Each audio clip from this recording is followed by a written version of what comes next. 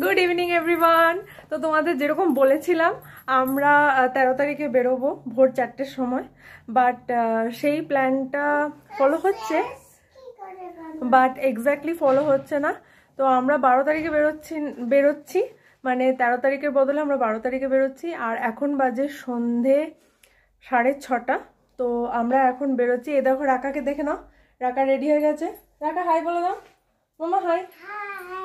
কোথায় যাচ্ছ তুমি? হ্যাঁ হ্যাঁ, ঠাম্মির বাড়ি। তো ওই জন্য প্যাকিং তো সব অলমোস্ট ডান, আমি সব রেডি হয়ে গেলাম। তো তোমাদের দেখিয়ে দিই, এখানে সব খাবারের জিনিস আর ওষুধপত্র নিয়ে নিয়েছি। আর ট্রলি হয়েছে আমাদের 3টে, 1 2 3, আর এটা হচ্ছে একটা রাকস্যাক, এইটা হয়েছে। তো সুদীপ গেছে গাড়িটাকে নিয়ে আসতে, সো দ্যাট এখানে সব লোড হয়ে যায়, মানে এখানে লোড করে নেবো মালগুলো, তারপরে একবারে বেরিয়ে যাব। তো কেন কি সব কিছু তো ওই সামনের বাড়িটাতে নিয়ে যেতে অসুবিধা হবে। সো এই হচ্ছে ব্যাপার। তো চলো যেমন যেমন যাব তোমাদেরকে আপডেট তো নিশ্চয়ই দেবো। খুব তাড়াহুড়োর মধ্যেই মানে এই প্ল্যানটা করা হলো, বিকজ একদমই প্ল্যান ছিল না।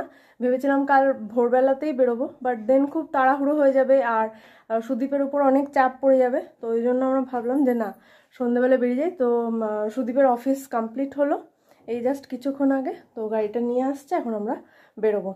মামা টাটা বলে দাও। টাটা বলে দাও। Wow.